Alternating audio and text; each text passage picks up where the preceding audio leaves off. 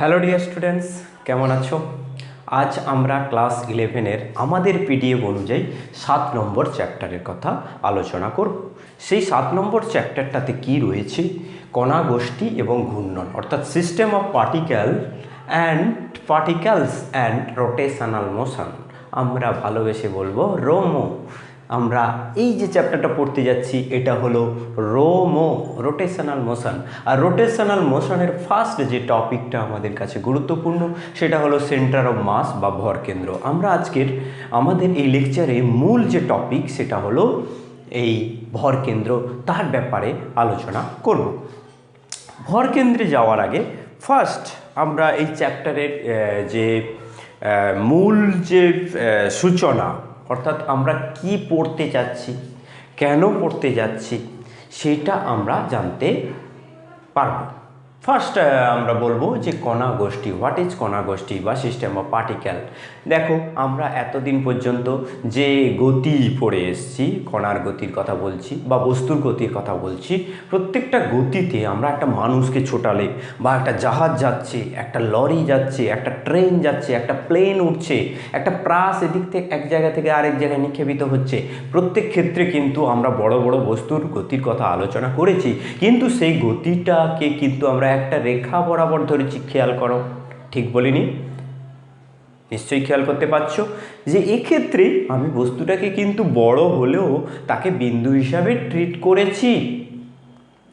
বিন্দু বস্তু, পয়েন্ট মাস, point object, এইভাবে আমরা যদি দেখি তাহলে আজ অবধি আমরা যে গতির কথা আলোচনা করে এসেছি বা যে কাইনেমেটিক্স এবং কাইনেটিক্সের কথা আলোচনা করে এসেছি, প্রত্যেকটাতে আমরা কিন্তু ছোট বড় যেরকম বস্তু হোক না কেন সেগুলোকে আমরা পয়েন্ট মাস হিসাবে আমরা নিয়েছি। কিন্তু সবসময় পয়েন্ট মাস হিসাবে দেখলে হবে না। কোনো কোনো ক্ষেত্রে বিস্তৃত বস্তুকে বিস্তৃত বস্তু হিসাবে দেখতে হবে।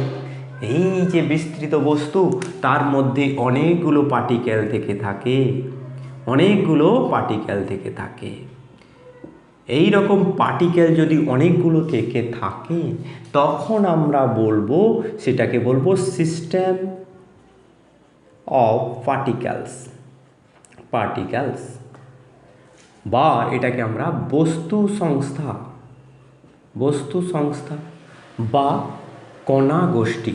সিস্টেম অফ পার্টিকেলের ইংরেজি কণা, বাংলা কণা, আর হচ্ছে সিস্টেম গোষ্ঠী।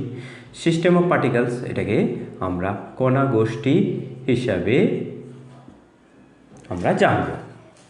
এবার এই যে সিস্টেম অফ পার্টিকেলটা আমি বলছি, এখানে যে কণাগুলো আছে এদের মধ্যে প্রত্যেকের মধ্যে যে পারস্পরিক ডিস্টেন্স, এই ডিস্টেন্সগুলো যদি মেনটেন হয়, একই রকম থাকে, তাহলে আমরা সেই যে সংস্থা বস্তুটি, সেই বস্তু সংস্থাকে আমরা বলবো দৃঢ় বস্তু বা রিজিড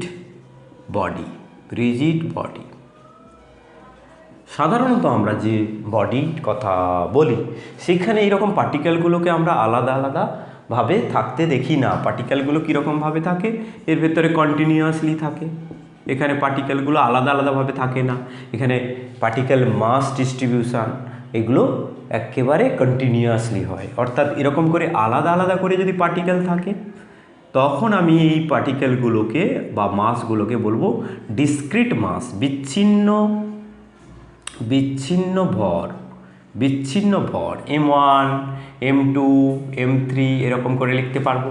আর এখানে যদি আমি M1, M2 আলাদা করে না পাই, পুরোকে একেবারে যদি এটা পুরোটাতে সমানভাবে মাস যদি ডিস্ট্রিবিউটেড হয়ে থাকে তখন এটাকে বলবো কন্টিনিউয়াস মাস ডিস্ট্রিবিউশন বা সন্তত ভর বন্টন। বিচ্ছিন্ন ভর এটাকে বলা হয় ডিসক্রিট মাস, আর এটাকে বলা হয় কন্টিনিউয়াস মাস ডিস্ট্রিবিউশন।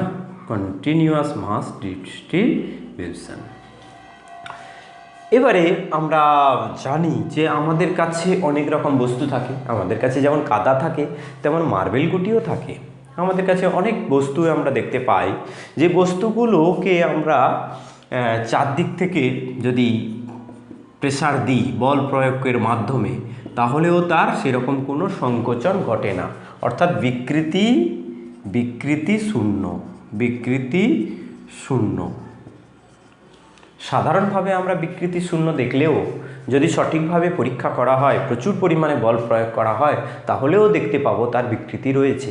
কিন্তু আমরা যদি মেনে নিই যে কোনো বস্তুর বিকৃতি হয় না, বিকৃতি না হওয়া মানে এই বস্তুর মধ্যে যে পার্টিকেলগুলো আছে সেই পার্টিকেলগুলোর মধ্যে ডিস্টেন্স ফিক্স থাকে, তো এই ডিস্টেন্সটা ফিক্স থাকলে তখন আমরা বলবো যে বিকৃতি শূন্য, অর্থাৎ কোনো বস্তুকে বিকৃত করা যায় না। বাহ্যিক বল যতটাই প্রয়োগ করো না কেন তার জন্য এর বিকৃতি শূন্য হয়। সেক্ষেত্রে আমরা ওই বস্তুটাকে সত্যি সত্যি দৃঢ় বস্তু বলবো, বা পারফেক্টলি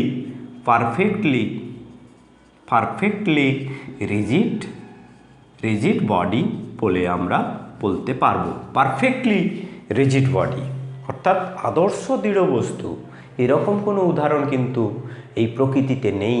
তবে কাঁচকে আমরা কিছুটা হলেও এই বিকৃতি শূন্য হিসাবে দেখতে পারি, কিন্তু সঠিকভাবে যদি পরীক্ষা করা হয় তাতে দেখা যাবে কাঁচেরও সামান্য বিকৃতি হয়ে থাকে। তাহলে পারফেক্টলি রিজিড বডি এক্সিস্ট করে না, হ্যাঁ, কিন্তু দৃঢ় বস্তু, প্রায় পারফেক্টলি দৃঢ় বস্তু আমরা দেখতে পাবো। তার উদাহরণ আমরা দেব কাঁচ। দৃঢ় বস্তুর একটা উদাহরণ হলো কাঁচ। আর অপরপক্ষে আমরা অনেক কিছুই জানি আমাদের কাছে থাকে যে সমস্ত পদার্থ, সেগুলোর মধ্যে আমরা দেখেছি কাদাকে একটু আমরা চাপ দিলে সেটা অন্যরকম বিকৃতি এসে যাবে। সেক্ষেত্রে তার মধ্যে যে কনস্টিটিউয়েন্ট পার্টিকেলগুলো, অর্থাৎ যে পার্টিকেলগুলো দিয়ে সেটি তৈরি, তাদের মধ্যে যে ডিস্টেন্স, এই যে ডিস্টেন্সগুলো আমরা দেখিয়েছি, এই ডিস্টেন্সগুলো ফিক্সড হচ্ছে না, তখন তাকে আমরা দৃঢ় বস্তু বলছি না। তাহলে বস্তু সংস্থা বা কণা গোষ্ঠী যাই বলি না কেন, আমরা যদি দেখি যে বস্তু সংস্থার মধ্যে যতগুলো কণা আছে তাদের মধ্যে ডিস্টেন্স, কণাগুলোর মধ্যে ডিস্টেন্স ফিক্সড ডিস্টেন্স যদি হয়, ফিক্সড ডিস্টেন্স থাকলে তখন আমরা সেটাকে দৃঢ় বস্তু বলতে পারছি। এবার এই কণাগুলো দুরকম থাকতে পারে, একভাবে থাকে যে সন্তত ভরমণ্ডল, এটাই সাধারণত হয়ে থাকে, আবার আলাদাভাবে ডিসক্রিটভাবে, অর্থাৎ আলাদাভাবে এরকম ভর দূরে থাকে, সেই রকম সংস্থা আমরা পেতে পারি। এই রকম সংস্থাকে বলবো বিচ্ছিন্ন ভর বিশিষ্ট সংস্থা। এই হলো গিয়ে আমাদের দৃঢ় বস্তু। হ্যাঁ, দৃঢ় বস্তুর এবারে আমরা একটা জিনিস আলোচনা করব, যেটাতে আমরা তার প্র্যাকটিক্যালি তার ইম্পর্টেন্সে আমরা প্রথমে যাব না। ফার্স্ট আমি বলবো যে এই যে পার্টিকেলগুলো রয়েছে, এদের মাঝখানে কোনো একটা বিন্দু রয়েছে যেটাতে আমি ধরতে পারবো যে এই সমস্ত পার্টিকেলগুলোর মোট ভর জমা আছে। ধরো এই পার্টিকেলগুলো একটার প্রত্যেকটা 1 গ্রাম করে, এরকম ধরো 1 লক্ষ পার্টিকেল আছে, তাহলে 1 লক্ষ গ্রাম একটা বিন্দুতে আছে বলে আমি ধরে নিতে পারবো। কোন ভিউ থেকে ধরে নেব সেটা আমি আস্তে আস্তে, প্রথমে আমরা এটার ডেফিনেশন জানবো, ডেফিনেশনের পরে তার তাৎপর্য জানবো। এটা আগে তাৎপর্য করলে কিন্তু সহজে এটাকে তুমি ধরতে পারবে না। এই যে মাঝখানের একটা বিন্দু, ধরো এই পুরো মাসটা এখানে ডিস্ট্রিবিউটেড হয়ে আছে কন্টিনিউয়াসলি, সেখানে মধ্যিখানের একটা বিন্দুতে আমি ধরে নেব এর সমস্ত ভর কেন্দ্রীভূত রয়েছে একটা নির্দিষ্ট ভিউ থেকে। সত্যি তো কেন্দ্রীভূত নেই, কিন্তু একটা নির্দিষ্ট ভিউ থেকে বলা যাবে যে এখানে এই বস্তুটার সমস্ত ভর এখানে জমা রয়েছে। হ্যাঁ, এইরকম যে কোনো সিস্টেমের ক্ষেত্রে এরকম একটা বিন্দু পাওয়া যাবে যেখানে আমরা মনে করব যে ওই বস্তুর সমগ্র ভর জমা রয়েছে। সেটাকেই আমরা বলবো ভর কেন্দ্র বা সেন্টার অফ মাস। তাহলে ভর কেন্দ্রের সংজ্ঞাটা আমরা এক্ষুনি চলে আসব। প্রাথমিকভাবে যে সংজ্ঞা পাই সেটা আমরা অলরেডি বলে দিয়েছি, যে কোনো একটা বিস্তৃত বস্তুর ভর ছড়িয়ে আছে, সেই ছড়ানো ভরটা কোন বিন্দুতে আছে বলে ধরবো, সেই বস্তু, বিস্তৃত বস্তুটাকে যদি আমি একটা কণা হিসাবে ট্রিট করি, একটা বস্তু বিন্দু হিসাবে ট্রিট করি, সেক্ষেত্রে সেই ভরটা কোথায় আছে বলে ধরবো? সেটাই হলো তার ভর কেন্দ্র। ধরো তোমাকে একটা ব্লক দেওয়া হয়েছিল নিউটনের গতিসূত্রে, সেখানে ব্লকের উপর তোমাকে বল প্রয়োগ করতে বলা হয়েছিল। তুমি যদি এরকম করে বল প্রয়োগ করো এই বলটাতে, সেই বলটা কিন্তু এই ব্লকটা কিন্তু ঘুরে যেতেও পারে, এই ব্লকটা ঘুরে যেতেও পারে। তাহলে তুমি কেন ঘুরে যাবে না, এই ব্লকটাকে কিন্তু আমি বিন্দু হিসাবে ধরেছি, অর্থাৎ এই ব্লকটার জায়গায় আমি এরকম বিন্দু ধরে তার উপর বল প্রয়োগ করেছি। এইখানে ধরো ভর আছে এম, তার উপর বল প্রয়োগ করার ফলে আমরা ত্বরণ পেয়েছি F/m। কেমন? দেখো আমরা কিন্তু এই রকম ধরেছি, বল প্রয়োগ দেখিয়েওছি, কিন্তু এইটা বড় করে দেখিয়েছি, কিন্তু অ্যাকচুয়ালি ওটাকে বিন্দু না ধরলে এই বলের প্রয়োগে ওর শুধুমাত্র ট্রান্সলেশনাল যে অ্যাক্সিলারেশন হবে সেটা তুমি বলতে পারতে না। বড় কিছু যদি ধরো এইরকম একটা ব্লক রয়েছে, সেক্ষেত্রে এইরকম বল প্রয়োগ করলে ব্লকটা কিন্তু এরকম উল্টে যেতে পারে, সেক্ষেত্রে তার চলন ঘটবে না। কিন্তু আমরা এতদিন পর্যন্ত যে কাইনেমেটিক্সের আলোচনা করে এসেছি, সেখানে F=ma, অর্থাৎ এমটাকে একটা বিন্দু বলে ধরেছি, বিন্দুতে আছে বলে ধরেছি। তাহলে বুঝতেই পারছো যে বিস্তৃত বস্তুকে আমি বিন্দু হিসাবে নিতে পারবো যদি আমি ধরে নিতে পারি যে এর এই রকম একটা জায়গায় পুরো বস্তুটার ভর জমা রয়েছে। তখন আমি যদি এই বরাবর বল প্রয়োগ করি তাহলে এই বস্তুটা কিন্তু উল্টানোর সম্ভাবনা থাকে না। আমি মনে করতে পারবো যে এই কেসটা, যে ওই ভরের উপরে বলটা সরাসরি প্রযুক্ত হয়েছে। সেইটা হলো এই সেন্টার অফ মাস, যে বিন্দুতে বস্তুর সমগ্র ভর জমা থাকে বলে ধরা যায়। গতির কনসেপ্ট থেকে, গতির ভিউ থেকে আমরা বলতে পারি সেইটা হলো সেন্টার অফ মাস। তাহলে ভর কেন্দ্রের সংজ্ঞা আমরা এবারে একটা একটা করে লিখে ফেলবো। ফার্স্ট সংজ্ঞা, ডেফিনেশন, ভর কেন্দ্রের সংজ্ঞা। ভর কেন্দ্রের সংজ্ঞা, definition of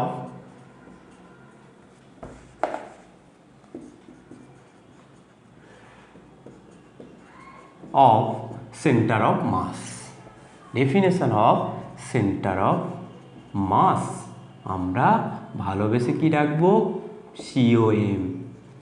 হ্যাঁ, সেন্টার অফ মাস। তাহলে ভর কেন্দ্রের সংজ্ঞা এখানে কি পাবো না, কোনো বিস্তৃত বস্তুর, এক নম্বর সংজ্ঞা, কোনো বিস্তৃত বস্তুর সমগ্র ভর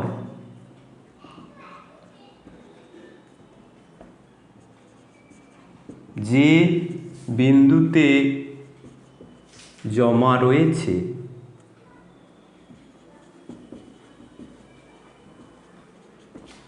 বলে ধরা যায়, সেই নির্দিষ্ট অদ্বিতীয়, একটাই ভর কেন্দ্র থাকবে কোনো বস্তুর মধ্যে, হ্যাঁ, অদ্বিতীয় বিন্দুটি হলো ওই বস্তুর ভর কেন্দ্র।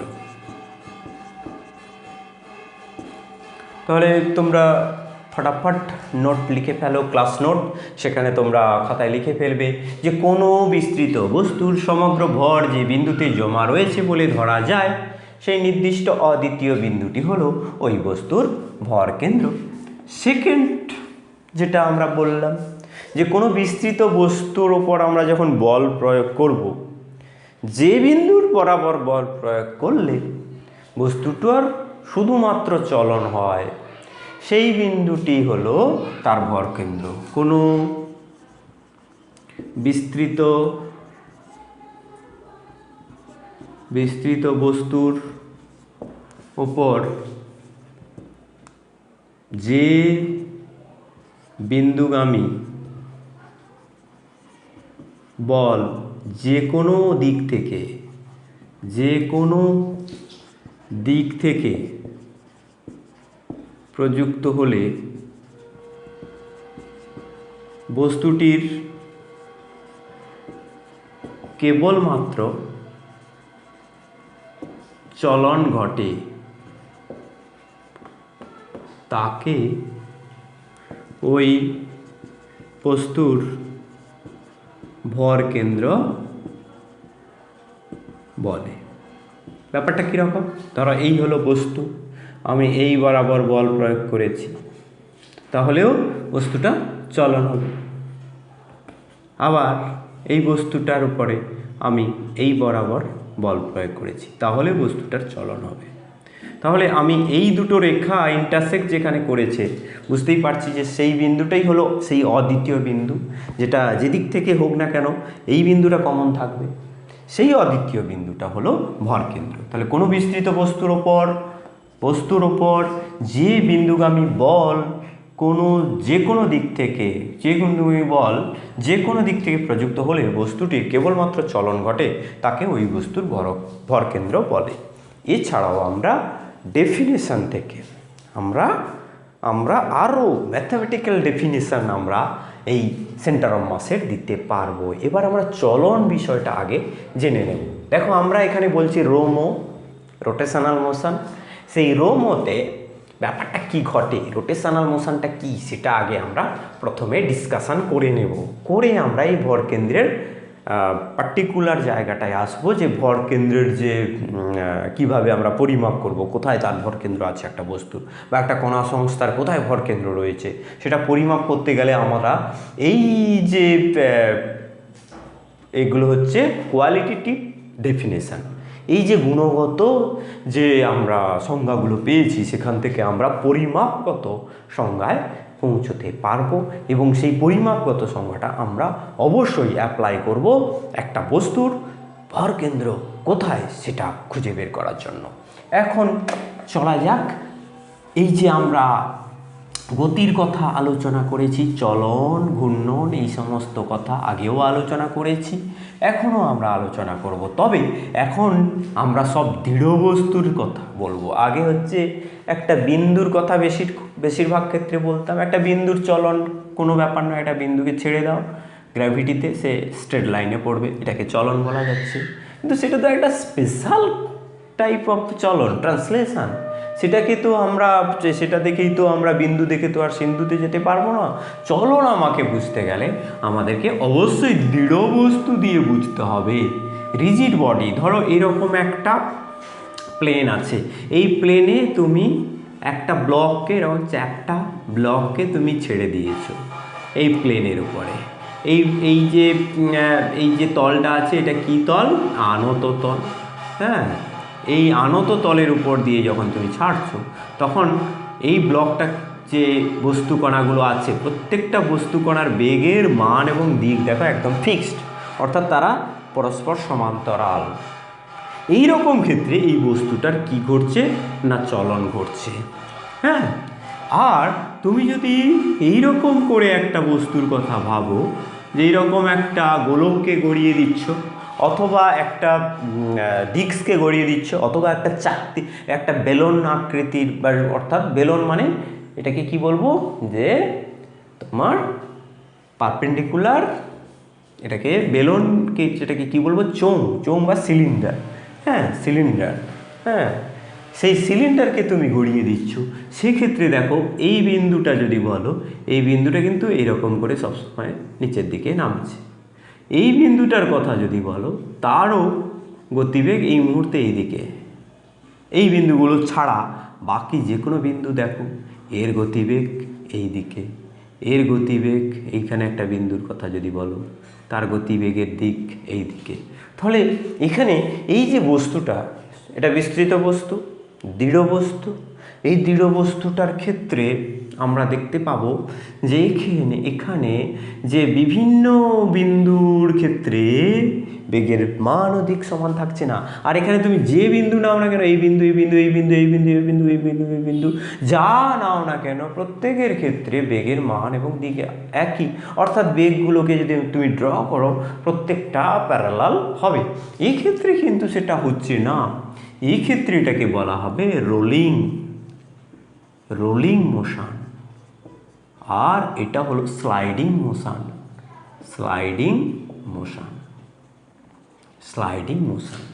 রোলিং মোশন তখনই আমরা বলবো যখন আমরা একটা বস্তুর মধ্যে যে পার্টিকেলগুলো রয়েছে প্রত্যেকটা পার্টিকেলের আমরা মোশনের ডিরেকশান সেম পাবো না।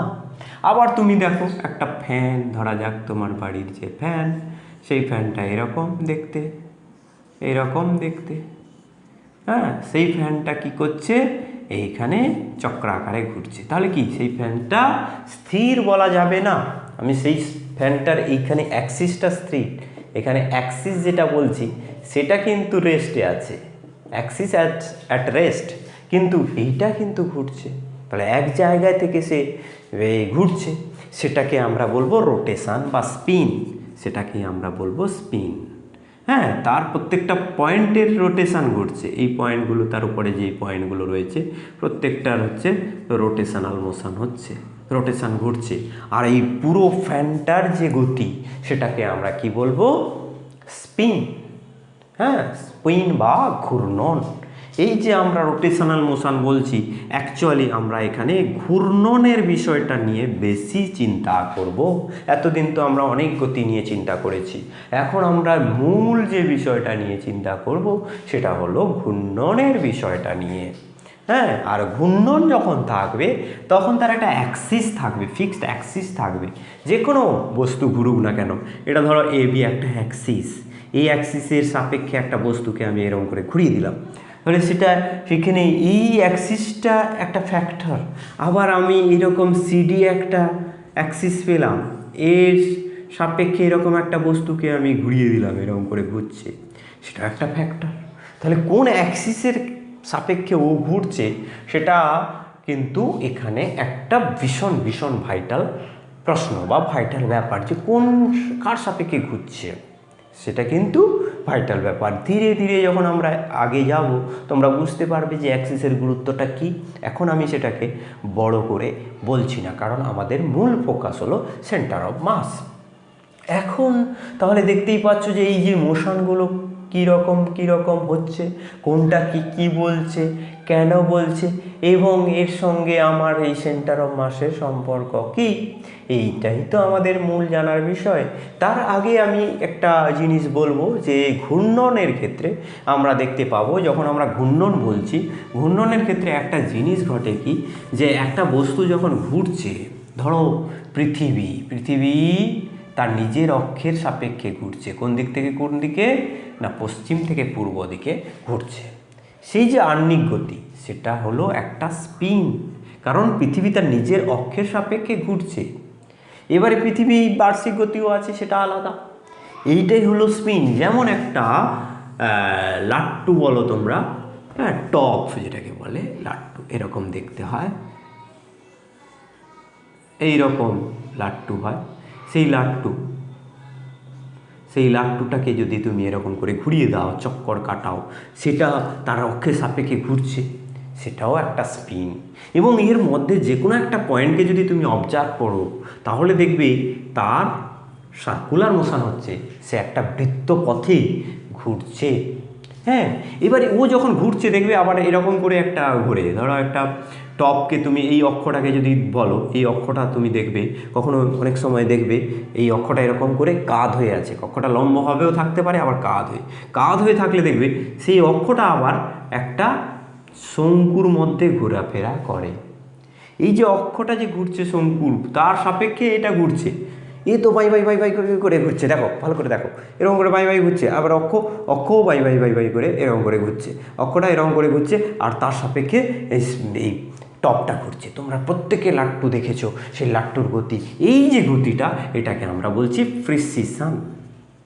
প্রিসিশন তোমরা আগে পেয়েছো, মেজারমেন্টে পেয়েছো, সেই প্রিসিশন এই প্রিসিশন নয়, একই নাম একই ওয়ার্ড, কিন্তু এখানে বুঝতে হবে প্রিসিশনটা হলো এইটা, এরকম করে চক্কর মারছে আর অক্ষটাও এরকম করে ঘুরছে, অক্ষের সাপেক্ষে চক্কর মারছে আর অক্ষটাও ঘুরছে, এটাকে আমরা বলছি প্রিসিশন। এই গতিগুলো আমরা কেন বলছি এত কথা না, দেখো আমরা এখানে এই দৃঢ় বস্তুর ক্ষেত্রে আমরা যদি দেখি যে এই রকম একটা বস্তু রয়েছে, তাকে যদি আমি এইখানে বল প্রয়োগ করি তাহলে কিন্তু তার ট্রান্সলেশন হবে, আর আমি যদি এই রকমভাবে আমরা বল প্রয়োগ করি সেক্ষেত্রে তার রোটেশন হবে। আবার আমরা যদি দেখি একটা বস্তু এই রকমভাবে যাচ্ছে, এইভাবে যাচ্ছে, সেখানে এগিয়ে যাচ্ছে, তাহলে কি হবে, তার এখানে রোটেশনও হচ্ছে এবং সে এগিয়ে যাচ্ছে। এখানে সেন্টার অফ মাস যদি বলি, সেন্টার অফ মাস পরে আসবো, এই বিন্দুটা আস্তে আস্তে আস্তে আস্তে এগিয়ে যাচ্ছে। তাহলে এই সমস্তগুলোকে ভালো করে অবজার্ভ করার জন্য আমাদের একটা বিশেষ পয়েন্ট চুজ করতে হয়, সেই পয়েন্টটা হলো সেন্টার অফ মাস, ভরকেন্দ্র। আজকের আমরা ভরকেন্দ্রের সংজ্ঞা পেয়েছি, গুণগত সংজ্ঞা, এবার আমরা পরিমাপগত সংজ্ঞা লিখে ফেলব। আবারও আমি লিখব ভরকেন্দ্রের সংজ্ঞা, ভরকেন্দ্রের সংজ্ঞা। ভরকেন্দ্রের সংজ্ঞাতে আমি ফার্স্ট বলবো যে কোনো কণা গোষ্ঠীর বা বস্তু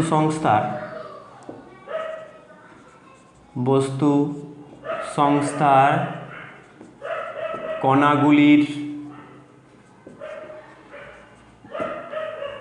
কণাগুলির ভর ভ্রামকের সমষ্টি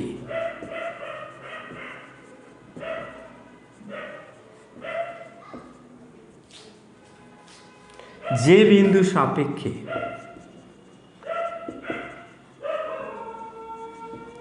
শূন্য হয়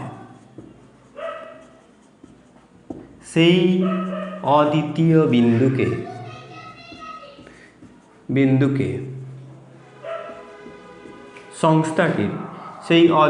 বিন্দুকে সংস্থাটির ভরকেন্দ্র বলে।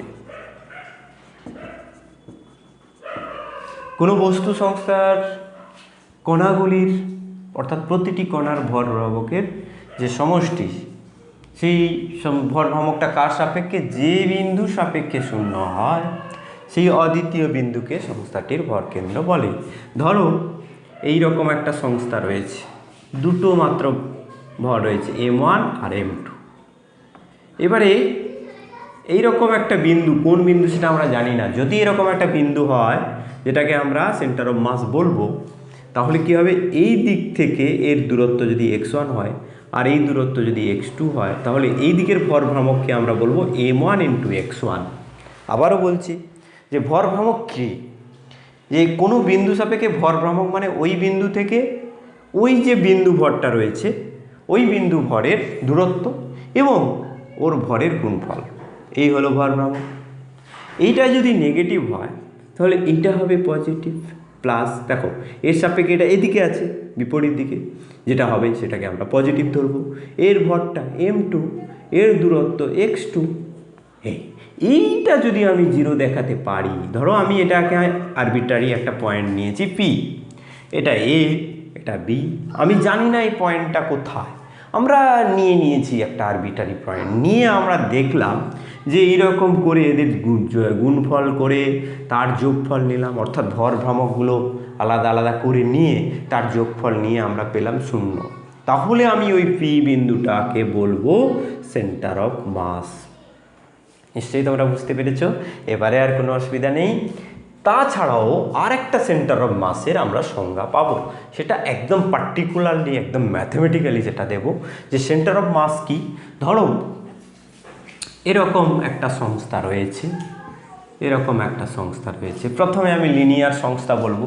এরকম একটা সংস্থা রয়েছে, এটা মূল বিন্দু, এখানে M1, M2, M3, M4, M5 এরকম করে আছে, M1, M2, M3, M4, M5, M6 আছে, ঠিক আছে। তখন আমি কি করব, যেটা সবগুলো একই দিকে আছে, এখানে নেগেটিভের ব্যাপার নেই। আমি ও বিন্দু ধরেছি, কিন্তু ও বিন্দুটা ভরকেন্দ্র নয়, ভালো করে বুঝতে হবে। তৃতীয় যে মানে অনেকগুলো ভরকেন্দ্রের সংজ্ঞা বলেছি, দ্বিতীয় পরিমাপগত যে ভরকেন্দ্রের সংজ্ঞা আমি বলতে যাচ্ছি সেটা হলো কি না, এই ও বিন্দুর সাপেক্ষে আমি প্রত্যেকটা কণার ভরভ্রামক নেব। ধরো এই ও বিন্দু থেকে এটা x1 দূরত্বে আছে, এটা x2 দূরত্বে আছে, এটা x3 দূরত্বে আছে, এরকম করে রয়েছে। এবার এদের ভর ভ্রামক যদি আমি নিই, ফার্স্টটার ভর ভ্রামক m1 x1 হবে, দ্বিতীয়টার ভর ভ্রামক m2 x2 হবে, তৃতীয়টার হবে m3 x3, এরকম করে সব ভর ভ্রামককে আমি যোগ করলাম। সেটা যদি এরকম হয় যে এই রকম একটা দূরত্বে যদি পুরো ভর থাকতো, অর্থাৎ m1 plus m2 plus m3 dot dot dot করে এই রকম যদি একটা দূরত্বে যদি এই ভরগুলো সমস্ত আছে বলে আমি ধরে নিতাম, আবার আমি রিপিট করছি যে একটা লিনিয়ার রৈখিকভাবে থাকা লিনিয়ারলি ডিস্ট্রিবিউটেড মাস, রৈখিকভাবে এই বিন্দু ভরগুলোকে ছড়ানো রয়েছে, যাদের আমি দূরত্ব মূল বিন্দু থেকে জানি, তাহলে তাদের ভরভ্রামক আমি বের করতে পারবো। সেই ভরভ্রামকের যে সমষ্টি আসবে সেটা কি 0 হবে? কখনোই হবে না, কারণ এগুলো সবগুলোই এক্স আমি পজিটিভ নিয়েছি, ভরের মান পজিটিভ হয় না। সেটার মান যদি এইরকম একটা বিন্দুতে যদি সমস্ত ভর থাকতো বলে ধরে নিতাম, যে বিন্দুটা অরিজিন থেকে এক্স দূরত্বে অবস্থিত, তখন আমি যদি দেখাতে পারতাম যে এর সমস্ত ভর এখানে আছে, তার জন্য এই বিন্দুতে সমস্ত ভর থাকলে তার জন্য যে ভর ভ্রামক হয় সেটা হতো এইটা। এটার সঙ্গে এটা যদি সমান হয় তখন আমি এই এক্স পয়েন্টটাকে বলবো সেন্টার অফ মাস। তাহলে সেন্টার অফ মাসের অরিজিনাল এই যেটা মেজারমেন্ট থেকে বা পরিমাপগত যে সংজ্ঞা পাওয়া যায়, সেখান থেকে আমি ডাইরেক্ট বসিয়ে দেবো m1 x1 plus m2 x2 এরকম করে by m1 plus m2 plus m3 plus যতগুলো m রয়েছে সেইটা আমি বসালে যেটা পাবো delta mi xi by delta বলছি sorry summation mi xi by summation mi। বুঝতেই পারছো?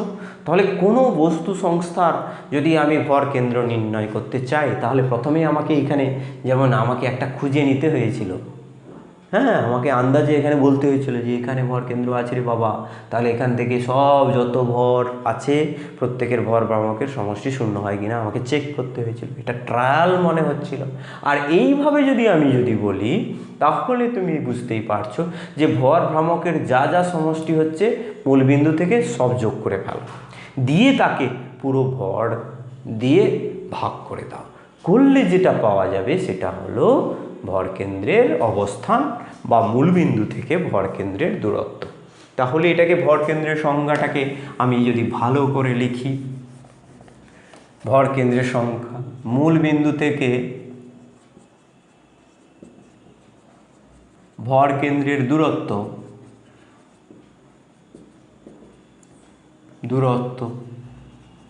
x সমান আমি কি লিখতে পাবো না, ওই বিন্দু থেকে অর্থাৎ মূল বিন্দু থেকে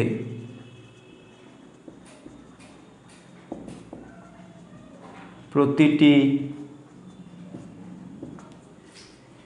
বিন্দু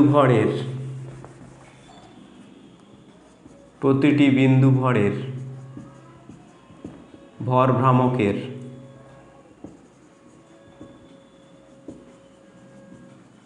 সমষ্টি, প্রতিটি বিন্দু ভরের ভর ভ্রামকের সমষ্টি বাই মোট পুরো সংস্থার মূল বিন্দু থেকে প্রতিটি, অর্থাৎ প্রতিটি যে বিন্দু ভর তাদের সমষ্টি, বিন্দু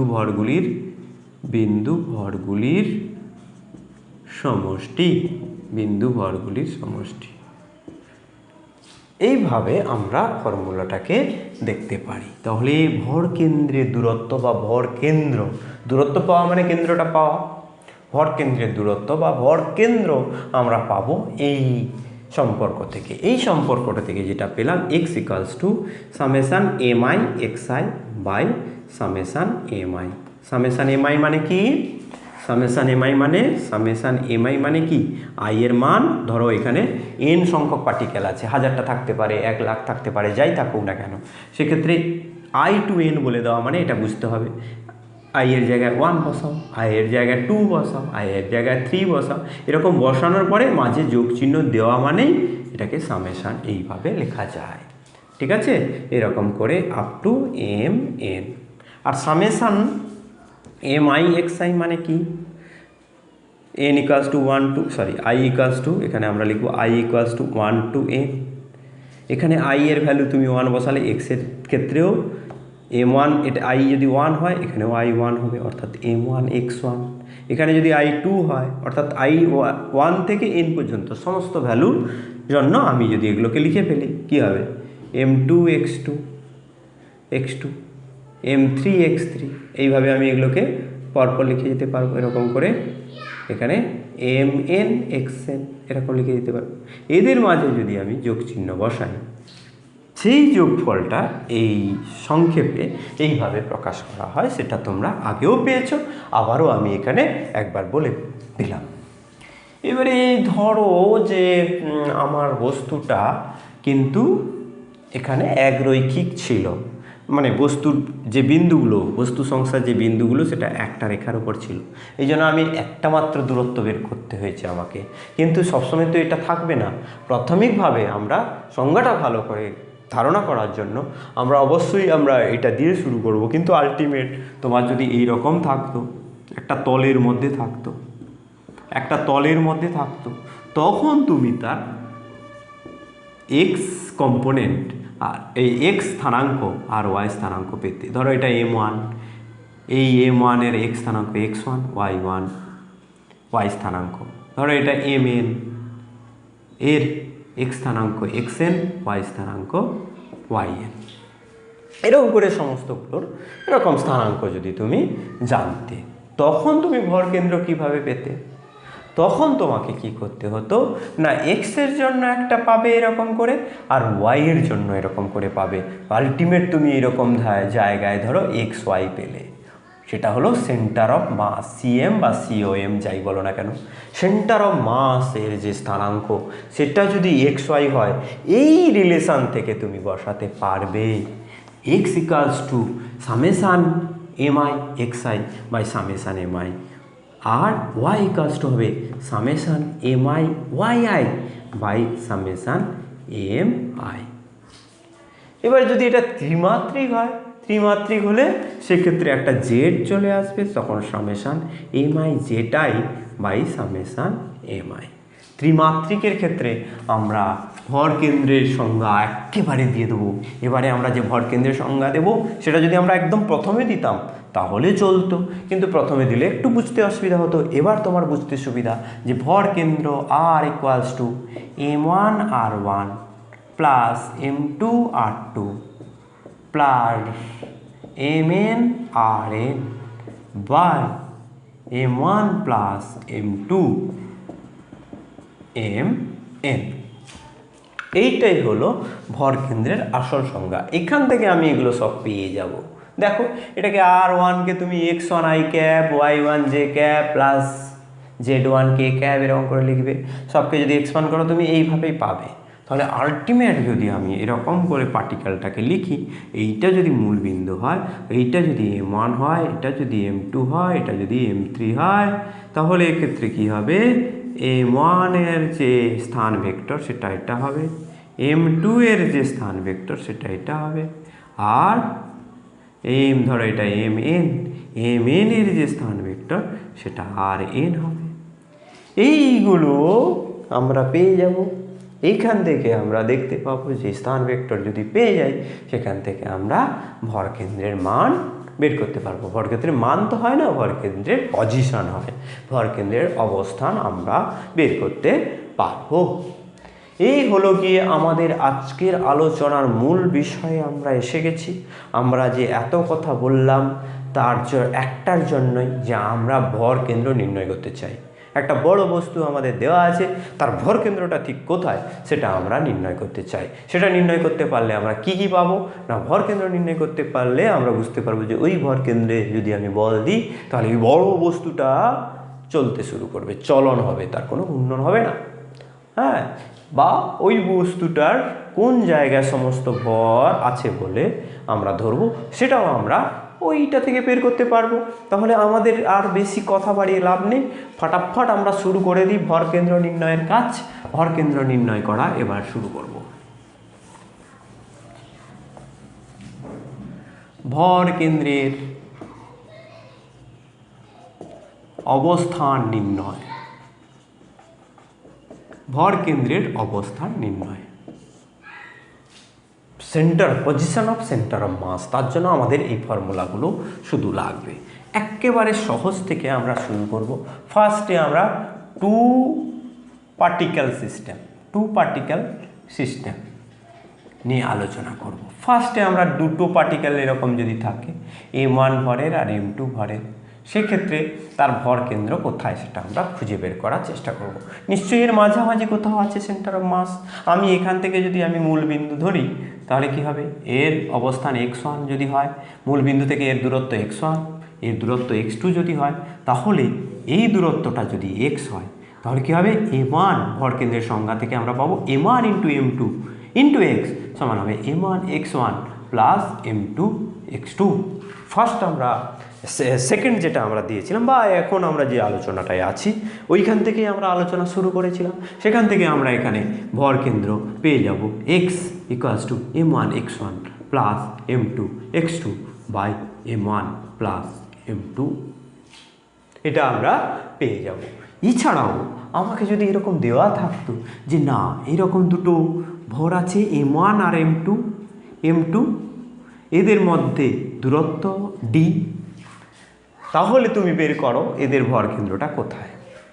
একইভাবে আমি যদি দেখো এই বিন্দুটা যদি এখানে নিতাম, আমি তো ইচ্ছা করলে ধরতে পারতাম, অরিজিন তো আমরা যে কোনো জায়গায় ধরতে পারি।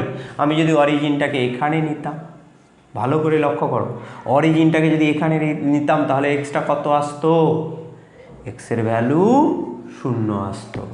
এক্সের ভ্যালু 0 এলে কি লিখতে পারতাম, m1 x1 plus m2 x2 by m1 plus m2 equals to 0 লিখতে পারতাম। এটার সঙ্গে 0 গুণ করলে 0 হতো, অর্থাৎ m1 x1 plus m2 x2 equals to 0 হতো। সেখান থেকে যেটা পেতাম যে m1 x1 equals to minus m2 x2, অর্থাৎ এই যে দুটো বিন্দু আমি বলছি এর সাপেক্ষে এই বিন্দুটার যে একদম ফার্স্টের দিকে আমরা যেটা বলেছিলাম, ফার্স্টে পরিমাপগত আমরা দুটো সংজ্ঞা দিয়েছি, সেখানে আমরা দেখছি যে এই বিন্দু দুটো মাত্র বস্তু এখানে রয়েছে, এই বিন্দুর সাপেক্ষে এর ভর ভ্রামক, এই বিন্দু সাপেক্ষে এর ভর ভ্রামকের সমান এবং বিপরীত চিহ্ন যুক্ত। অ্যাজ এ রেজাল্ট এদের ভর ভ্রামকের বীজগাণিতিক সমষ্টি 0। কি, এদের ভর ভ্রামকের বীজগাণিতিক সমষ্টি 0 হবে। এখন আমি এটা জানি d ডিস্টেন্স, এই ডিস্টেন্সটা আমাকে দেওয়া আছে, তাহলে আমাকে যদি আমি এটা x1 ধরে নিই, এটা যদি x2 ধরে নিই, তাহলে এই কনসেপ্ট থেকে আমি লিখতে পারবো m1 x1 equals to m2 into x2। Sir minus চিহ্ন দিলেন না কেন? আর এখানে ভ্যালুটা আমি তো এখানে যদি এটাকে সেন্টার অফ মাস ধরে নিই অলরেডি, তাহলে এর ভ্যালু এদিকে এর ভরভ্রামক এদিকে এর ভরভ্রামকের সঙ্গে সমান হবে, সমান ও বিপরীত হবে, তো সকলেই জানি আমরা। তাহলে এখানে ভ্যালুটা বের করতে গেলে আমি কি করব না, এদের x1 বাই x2 পেয়ে যাব m2 বাই m1 হিসেবে। অর্থাৎ দুটো বস্তু আছে, দুটো বস্তু বিন্দু দ্বারা গঠিত একটা সংস্থা, সেই সংস্থার মধ্যে আমরা এই সংস্থার ক্ষেত্রে মাঝামাঝি কোনো বিন্দুতে আমরা ভরকেন্দ্র পাবো।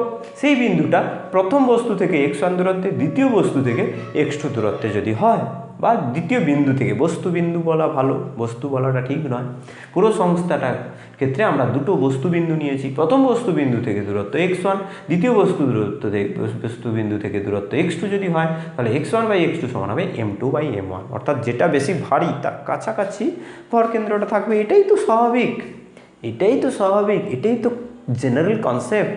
হ্যাঁ, এটাই তুমি অনুমান করতে পারো যে এরকম একটা ভারী বস্তু রয়েছে, এরকম একটা হালকা বস্তু রয়েছে, এদের মধ্যে এর ধরো 10 কেজি ওয়েট আর এর ধরো 2 কেজি ওয়েট, এদের মধ্যে দূরত্ব ধরা যাক যে 12 মিটার দূরত্ব, তাহলে এদের ভর কেন্দ্রটা কোথায় হবে? স্বাভাবিকভাবে আমি বুঝতে পারবো যে এর ভর কেন্দ্রটা এর কাছাকাছি হবে। এবার দেখা যাক ঠিক কতটা দূরত্বে হয়। হ্যাঁ, এইখানে 10 গুণিতক আমি কি করে দেবো, এক্স করে দিলে এটা কি হবে 12 মাইনাস এক্স, এই দূরত্বটা হবে 12 মাইনাস এক্স, আর এই দূরত্বটা হবে এক্স। তাহলে 10 গুণিতক এক্স সমান হবে 2 গুণিতক 12 মাইনাস এক্স। এখানে 10x সমান কী হবে 12 দুগুণে 24 মাইনাস 2x। সেখান থেকে আমি কি পাবো, না 10 প্লাস 2 12x ইকালস টু 24 বা x ইকালস টু 2 মিটার। এইটা আমি পেয়ে যাব 2 মিটার, আর এইটা পেয়ে যাব 12 মাইনাস 2, এই যে দূরত্বটা এইটা পাবো 10 মিটার। দেখো এবার 2 গুণিতক 10 20, 2 গুণিতক 10 20। হ্যাঁ, এই ধারণা থেকে, এই যেটা ম্যাথমেটিক্যালি আমরা ভাবছি সেটা থেকেই কিন্তু আমাদের একটু একটু করে ব্যাপারটা মনে হচ্ছে যে জিনিসটা ফিজিক্যালি ভৌত তাৎপর্যের দিকে কিন্তু আমরা ধীরে ধীরে এগোচ্ছি। আমরা কিন্তু বুঝতে পারছি যে কেন ভরকেন্দ্র বা ভরকেন্দ্রের গুরুত্ব কী, ধীরে ধীরে আমরা কিন্তু তার দিকে এগোচ্ছি। নেক্সট এবারে আমি যদি বলি 2 পার্টিকেল সিস্টেম বলেছি, 2 পার্টিকেল সিস্টেম দিয়ে আরেকটা আমি এক্সাম্পল দেব। আরেকটা এক্সাম্পল আমি যদি এরকম দিই যে ধরো একটা অণুতে কি থাকে, দুটো পরমাণু ধরো আছে, এরকম একটা পরমাণু, এরকম একটা পরমাণু, তাদের মধ্যে ডিস্টেন্স বলে দিয়েছে 10 অ্যাংস্ট্রম। খুব কম ডিস্টেন্স হয়, বুঝতেই পারছো এগুলো পারমাণবিক আণবিক লেভেলের ঘটনা। এইটার ভর তোমাকে দিয়ে দিয়েছে ধরো 10 টু দি পাওয়ার মাইনাস 25 গ্রাম,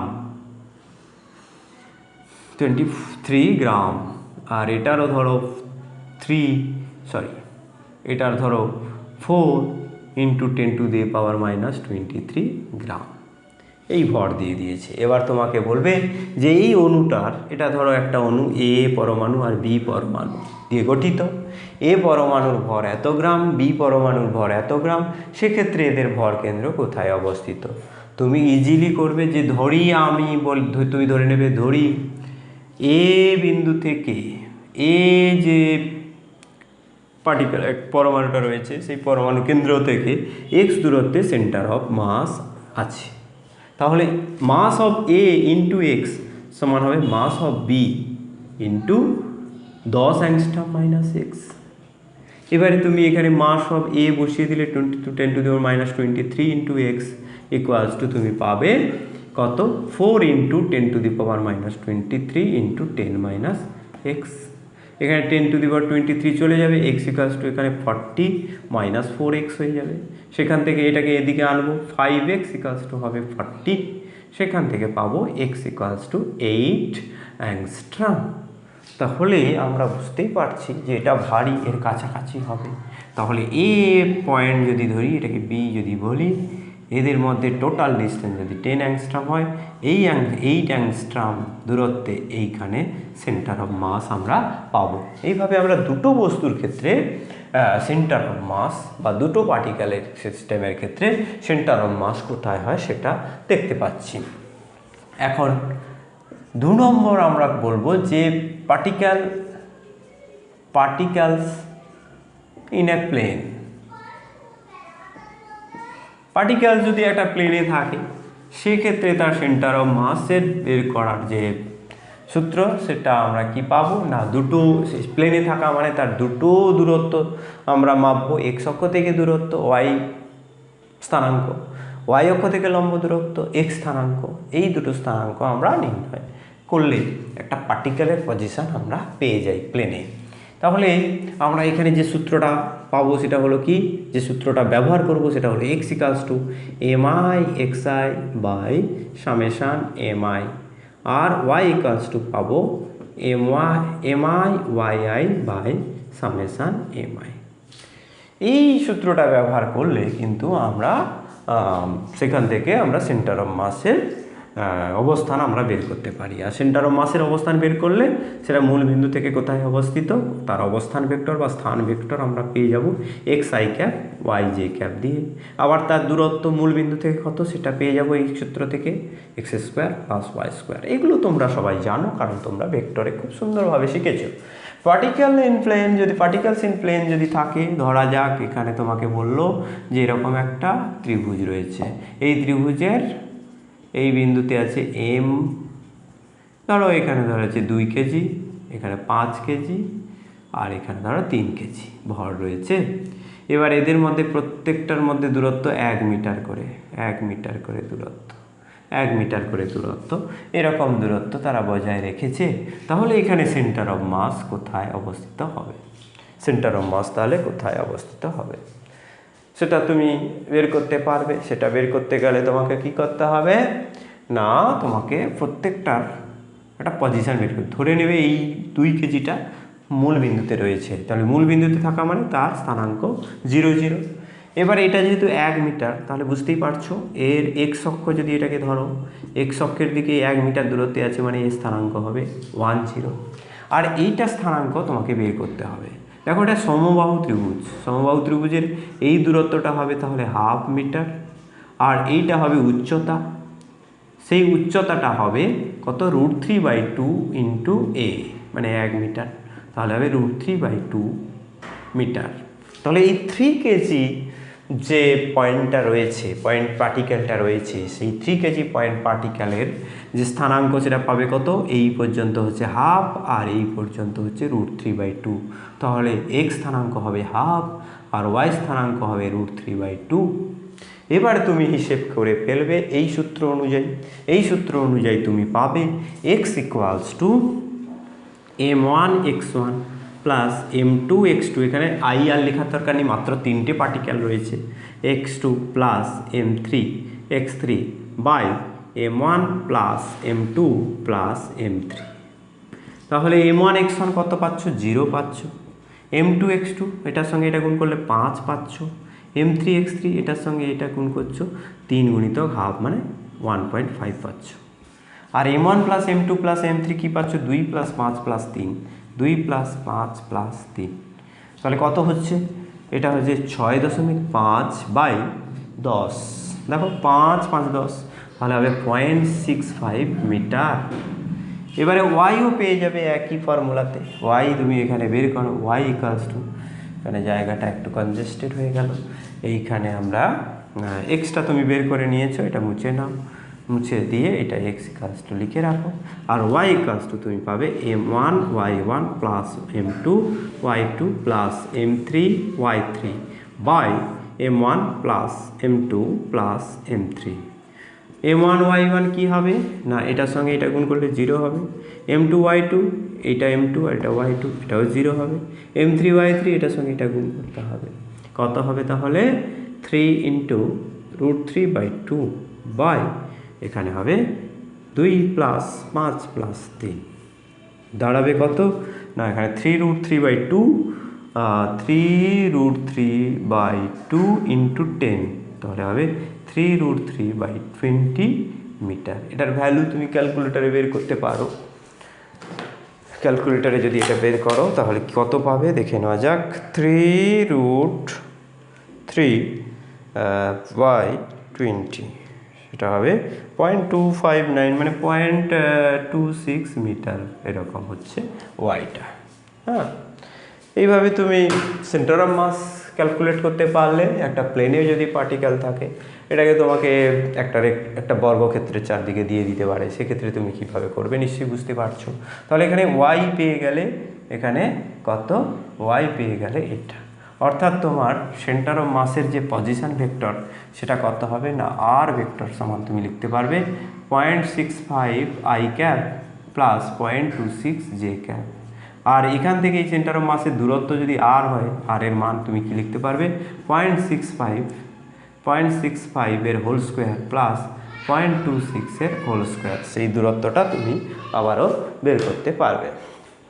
কত পাবে না 0.65 স্কোয়ার প্লাস 0.26 স্কোয়ার সমান হবে এইটা, তার রুট করলে, রুট ওভার অ্যান্সার করলে আমরা পাবো 0.700। তাহলে 0.7 মিটার দূরত্বে এখান থেকে সেন্টার অফ মাসটা থাকবে।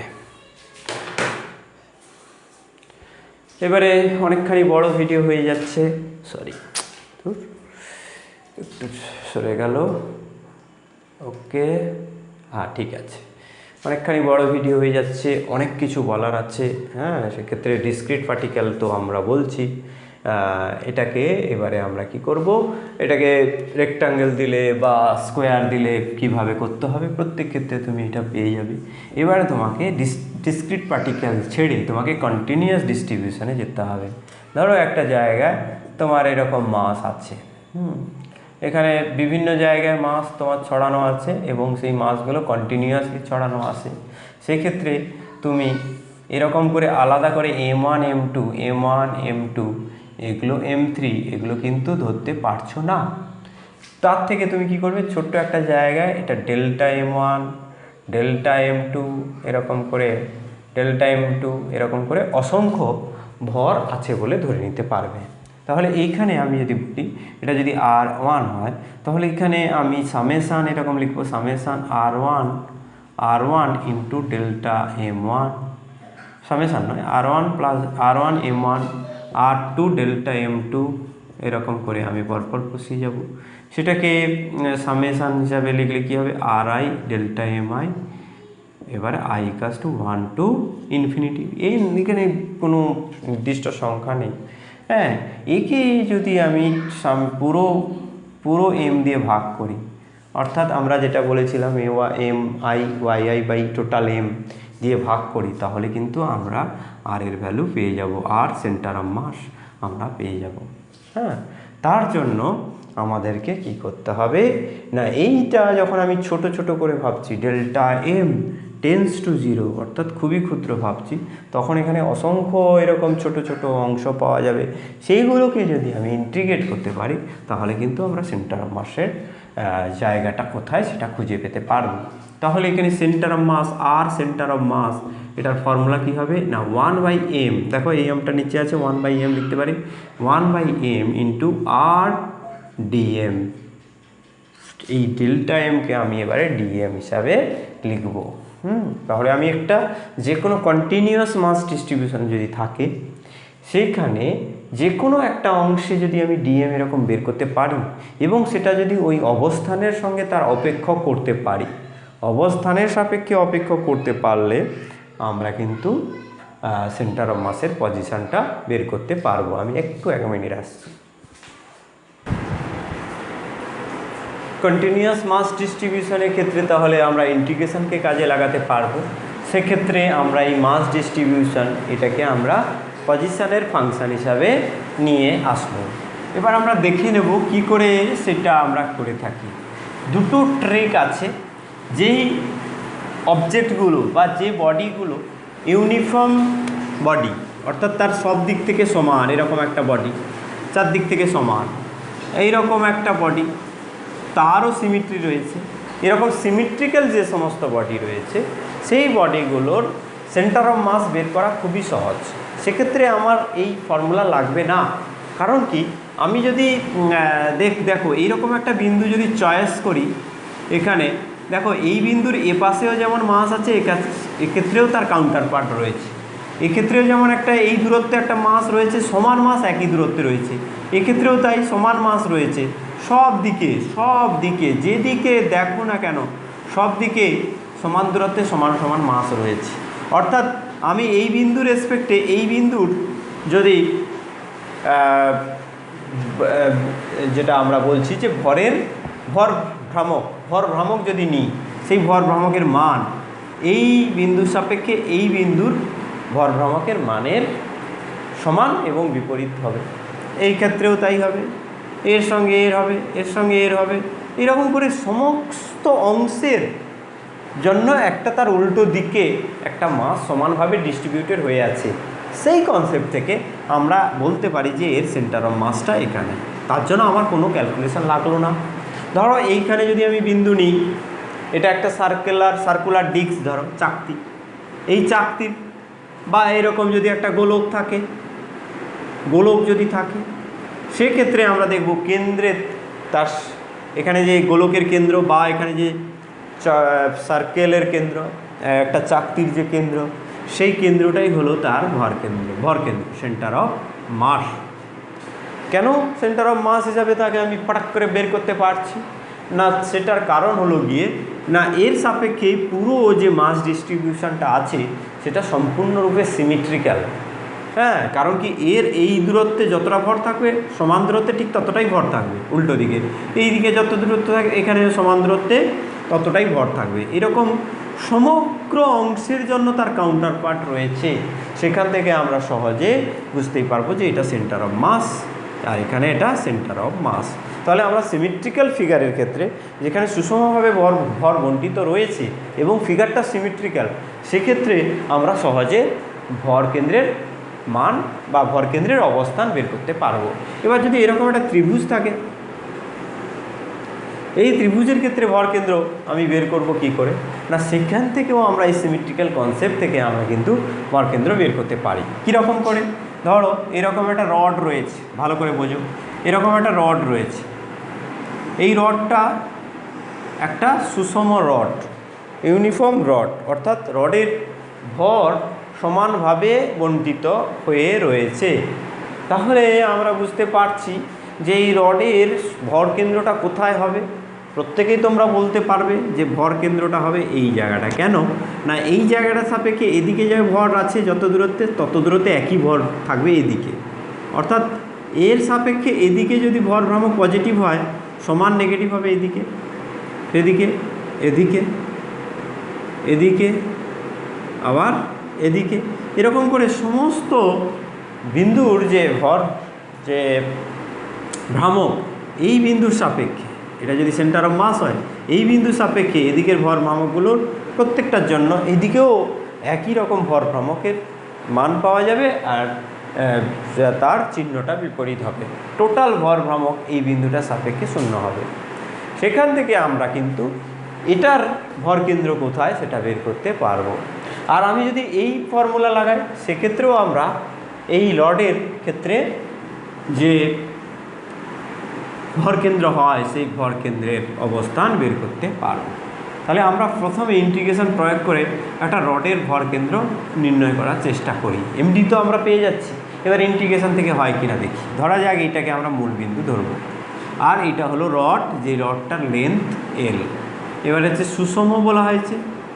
সুষম মানে কি না, প্রতি একক দৈর্ঘ্যে যে ভর সেইটাকে আমরা ল্যামডা বলছি, যদি ল্যামডা ধরে নিই, প্রতি একক দৈর্ঘ্যে ভর সেটা সব বিন্দুর জন্য সমান হবে। এই বিন্দুতেও প্রতি একক দৈর্ঘ্যে ভর, এই বিন্দুর কাছাকাছি, এই বিন্দুর কাছাকাছিও প্রতি একক দৈর্ঘ্যে ভর সমান হবে, কারণ এই দণ্ডটা সুষম। আর কি পাবো না, আমরা এই ও বিন্দু থেকে এরকম একটা যদি দূরত্ব নিই, যে দূরত্বটা হলো গিয়ে এক্স, সেই এক্স দূরত্বে আমি একটা ক্ষুদ্র অংশ, এক্স দূরত্বে আমি একটা ক্ষুদ্র অংশ ডিএক্স নিলাম। এই এতটা দূরত্ব, এই দূরত্বটা ডিএক্স। সেই ডিএক্স যে বিন্দু, ডিএক্স যে অংশটা তার ভর তাহলে কত হবে না, ডিএম সমান আমি লিখতে পারবো একক দৈর্ঘ্যে ভর গুণিত বহি দৈর্ঘ্য। ধরো 10 সেন্টিমিটারে ভর 10 গ্রাম, তাহলে প্রতি সেন্টিমিটারে ভর কত, 1 গ্রাম পার সেন্টিমিটার। এবার তোমাকে বলেছে 0.1 সেন্টিমিটারে ভর নির্ণয় করো, তাহলে 0.1 ইন্টু 1, 0.1 ইন্টু 1 সমান 0.1 গ্রাম। সেরকমভাবে প্রতি একক দৈর্ঘ্যে ভর আমার পাওয়া গেছে ল্যামডা। তাহলে এই ডিএক্স অংশের ভর কত হবে না, d m equals to lambda into d x. আর সেই ল্যামডাটা কত আমরা আগেই বলেছি, এটা হবে m/l, টোটাল ভর, এই পুরো দণ্ডটার টোটাল ভর by total length, m/l into DX. এবারে আমরা এই সূত্রটা লাগাবো, এখানে আর লিখবো না, এখানে একদিকেই আছে, এটাকেই আমরা এক্স অক্ষ বলবো।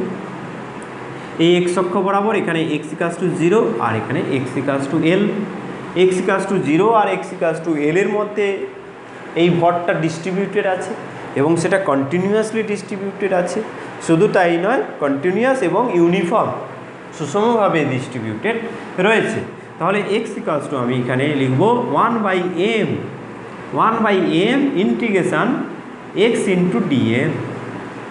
এবারে 1/m m/l ইন্টু এখানে এক্স আগে লিখব, এক্স ইন্টু ডিএম এর জায়গায় এটা m/l ইন্টু ডিএক্স লিখব। m/l এটা কনস্ট্যান্ট বাইরে চলে আসবে, 1/m গুণিতক m/l ইন্টু এক্স ডিএক্স লিখব। m কেটে যাবে, তাহলে কি পাবো 1/l এক্স ডিএক্স। এবারে এর ইন্টিগ্রেশনটা আমরা হিসেব করবো, এর ভ্যালুটা কত। দেখো এখানে এক্সের ভ্যালুটা কত থেকে কতর মধ্যে, না 0 থেকে l এর মধ্যে। এখানে 0 আর এখানে l, 0 to l 0 to l 0 to l। তাহলে আমি এক্স সেন্টার অফ মাসের যে পজিশান সেটা এই বিন্দুতে কোথাও আছে, সেটা আমরা খুঁজে পাবো যে 1/l ইন্টু এক্স ডিএক্স 0 থেকে l। এখানে এক্স ডিএক্স এর ইন্টিগ্রেশন করলে কি হবে, x²/2 1/l x²/2 0 to l। এখানে x² জায়গায় এক্সের জায়গায় l বসালে কি হবে, l²/2, 0 বসালে 0 হবে, তাহলে ওটা আর লিখতেই হবে না। l ইন্টু l²/2 সমান হবে 2 সমান হবে l/2। পেলাম আমরা যেটা কনসেপ্ট থেকে পেয়েছিলাম, আমরা যেটা প্রতিসাম্য থেকে পেয়েছিলাম। সেই প্রতিসাম্যতা থেকে আমরা দেখেছিলাম যে এটা মাঝামাঝি বিন্দু, অর্থাৎ পুরোটার যদি দৈর্ঘ্য l হয় তাহলে এই দূরত্বটা হবে l/2। এখনও আমরা ইন্টিগ্রেশান থেকে পেলাম। তাহলে আমরা যে আলোচনাটায় ছিলাম সেই আলোচনাটায় এবারে ফিরবো। আমরা একটা রডের ক্ষেত্রে পরীক্ষায় যদি দেয় যে ইন্টিগ্রেশনের সাহায্যে এরকম করে বের করো, তুমি বের করে ফেলবে। আবার পরীক্ষায় যদি বলে না রডের ক্ষেত্রে ভর কেন্দ্র কোথায়, সেটা যুক্তি দিয়ে বোঝাও, তখন তুমি প্রতিসাম্য থেকে সেটা বের করবে। এবার তোমাকে একটা ত্রিভুজ দিয়ে দিয়েছি, ত্রিভুজ একটা দিয়েছে, এরকম একটা ত্রিভুজ, সেটা সমবাহু হতে পারে, সমদ্বিবাহু হতে পারে, অথবা বিষমবাহু ত্রিভুজ হতে পারে। যে রকমই হোক না কেন একটা ত্রিভুজ তোমাকে দিয়ে দিয়েছে। তুমি কি করবে, এই ত্রিভুজটাকে এরকম ছোট ছোট করে খণ্ডে ভাগ করো, ছোট ছোট করে, যত সরু করে কাটা যায়, যত সরু করে কাটা যায়। তোমাকে একটা কাঁচি দিয়েছে, বড় একটা কাগজ দিয়েছে, মোটা একটা কার্ডবোর্ড টাইপের কাগজ, সেখানে তুমি কাঁচি দিয়ে আস্তে আস্তে আস্তে আস্তে সরু সরু পাতলা পাতলা করে বের করছো। তাহলে তুমি কি সরু সরু পাচ্ছ, এইগুলো সরু সরু পাচ্ছ, সরু সরু পাচ্ছ।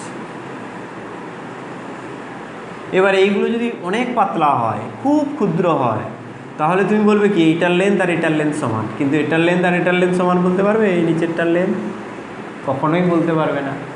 হ্যাঁ, পাশের দুটোর লেন্থ সমান বলবে, এরকম বলছো।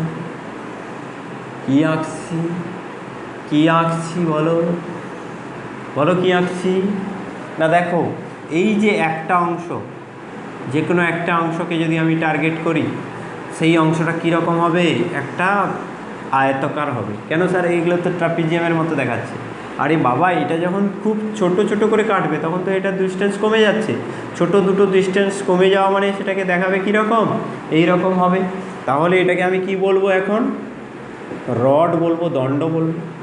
দণ্ডের সেন্টার অফ মাস কোথায় থাকে, ভরকেন্দ্র কোথায় থাকে, কেন্দ্রে। তাহলে এর কেন্দ্র, এর কেন্দ্র, এর কেন্দ্র, এর কেন্দ্র, এর কেন্দ্র, এরকম প্রত্যেকটার কেন্দ্রে সেন্টার অফ মাস আছে। তাহলে এই পুরো বস্তুটার, এই পুরো ত্রিভুজ আকৃতির যে পাত, সেই পাতটার সেন্টার অফ মাস এই রেখাটার উপর যে কোনো একটা বিন্দুতে থাকবে।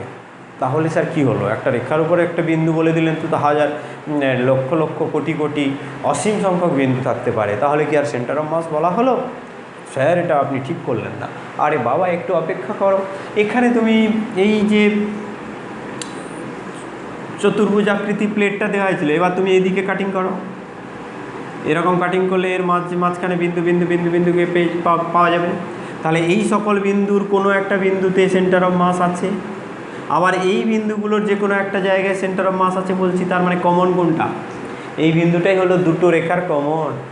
তাহলে নিশ্চয়ই এই বিন্দুটায় সেন্টার অফ মাস রয়েছে। তাহলে এই বিন্দুটা অ্যাকচুয়ালি কি, দেখো এটা মধ্যবিন্দু, দেখো এই রডটার মাঝের বিন্দু। তাহলে একটা ত্রিভুজের যে মধ্যবিন্দুগামী যে সরলরেখা, মধ্যবিন্দুগামী সরলরেখার যে সংযোগস্থল, হ্যাঁ, সেটাই হলো ত্রিভুজের সেন্টার অফ মাস। এইভাবে আমরা ত্রিভুজের সেন্টার অফ মাস বের করতে পারবো। তাহলে তোমরা যে কোনোভাবে ডিসক্রিট থাকলেও তোমরা বের করতে পারবে। ডিসক্রিট থাকলে যে সূত্রগুলো লাগাবে, X equals to M I x I by summation M I, Y equals to M I Y I by summation M I, Z equals to summation M I Z I by summation M I. এইরকম তুমি এগুলো থেকে discrete যদি মাস distribution থেকে বের করতে পারবে। আর যদি কন্টিনিউয়াস মাস ডিস্ট্রিবিউশন হয় তাহলে 1/m সামেশান এক্স ডিএম, আর এখানে y equals to 1/m summation Y DM. এরকম করে তোমরা বের করতে পারবে। আর সবচেয়ে বড় অস্ত্র তোমার কাছে কি আছে না, হচ্ছে তোমার বিবেচনা, বোধ বুদ্ধি, যেটা থেকে তুমি এইগুলোর ভরকেন্দ্র বের করতে পারলে, অর্থাৎ সিমেট্রিক্যাল যদি ফিগার থাকে, সিমেট্রিক্যাল যদি অবজেক্ট থাকে, তার ভরকেন্দ্র তুমি ইজিলি বের করতে পারবে। হ্যাঁ, তাহলে ভরকেন্দ্র নির্ণয় কিভাবে করতে হয় সেটা তোমরা দেখলে। এবারে তোমাকে কয়েকটা এক্সাম্পল দিয়ে আমি শেষ করে ফেলছি। তোমরা পিডিএফ পেয়ে যাবে, সেই পিডিএফ থেকে তোমরা প্র্যাকটিস করবে, তোমাদের কোনো অসুবিধা হবে না। তবে আমার যেটা কর্তব্য দায়িত্ব সেটা হলো গিয়ে কয়েকটা এক্সাম্পল তোমাদেরকে দেখিয়ে দেওয়া।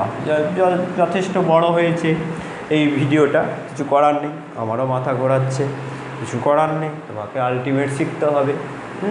তাহলে এখানে কি করব, যে এক্সাম্পল দেব, ফার্স্টে বলবো যে 1 কেজি ভরের স্থানাঙ্ক 2.5 এবং 2 কেজি ভরের স্থানাঙ্ক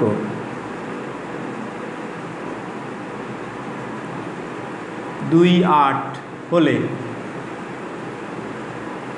হলে এদের ভর কেন্দ্রের স্থানাঙ্ক কত?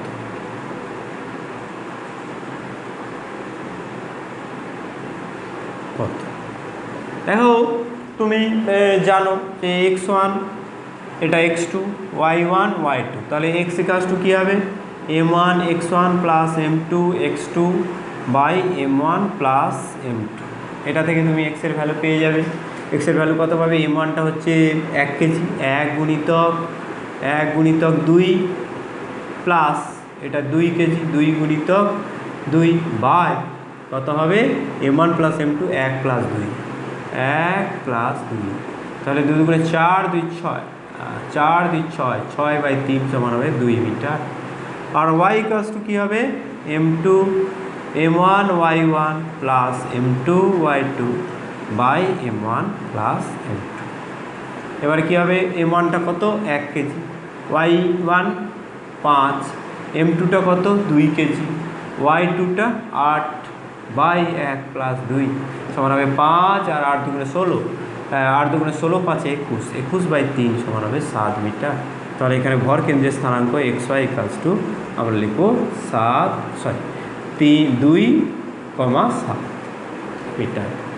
এইভাবে তুমি করতে পারো, অথবা আরেকটা শর্ট পদ্ধতি আছে, সেটা দিয়ে বসালেও তোমার মাস্টারমশাই খাতা চেক করার সময় তোমাকে কেটে দেবেন না। তুমি যদি ঠিকভাবে দেখাও যে এখানে তুমি বলবে যে xy সমান, একেবারে তুমি ফর্মুলাটা লিখবে m1 x1 y1 plus m2 x2 y2 by m1 plus m2। তাহলে কী হবে, x1গুলো আলাদা আলাদা লিখবে। এবারে এখানে তুমি m1 এর ভ্যালু 1, আর এখানে বসাবে 2.5 প্লাস 2 ইন্টু 2.8 বাই 1 প্লাস 2। তাহলে কী হবে, এবারে তুমি এক্সগুলো সেপারেট করে নাও। এক্সগুলো হচ্ছে 2 1 2, 2 2 4, 2 প্লাস 4/3, আর এটা হবে 5 1 5 প্লাস 16/3। এইটা থেকে তুমি পাবে কত, 2 আর হচ্ছে 7। এইভাবে তুমি xy স্থানাঙ্কও কিন্তু বের করতে পারবে, কিন্তু প্রাথমিক ফর্মুলাটা তোমার মনে রাখা অবশ্যই চাই, এবং এটা তুমি সেই ফর্মুলা থেকেই তুমি এটাকে সেই ফর্মুলাটাকে মনে করেই তুমি এগুলো বসাচ্ছ।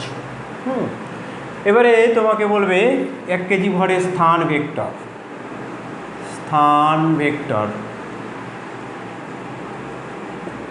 r1 ইকুয়ালস টু দিয়ে দিল i cap plus 3j cap. একটু লেখাটা শুরু হয়ে যাচ্ছে, আর এটা হচ্ছে স্থান ভেক্টর, স্থান vector. R2 equals to 2i cap plus 4j cap হলে এদের ভরকেন্দ্রের স্থানাঙ্ক কত হবে বা ভরকেন্দ্রের অবস্থান ভেক্টর কী হবে। তাহলে তোমাকে একইভাবে এটা করতে পারো। তুমি এখানে তুমি কী হবে, x1টা তুমি পেয়ে যাবে, এটা হবে 1 আর y1টা পাবে 3, আর এখানে m1টা 1 কেজি আর এখানে m2টা পাবে 2 কেজি, আর এটা পাবে তুমি কত হচ্ছে 2 আর 4।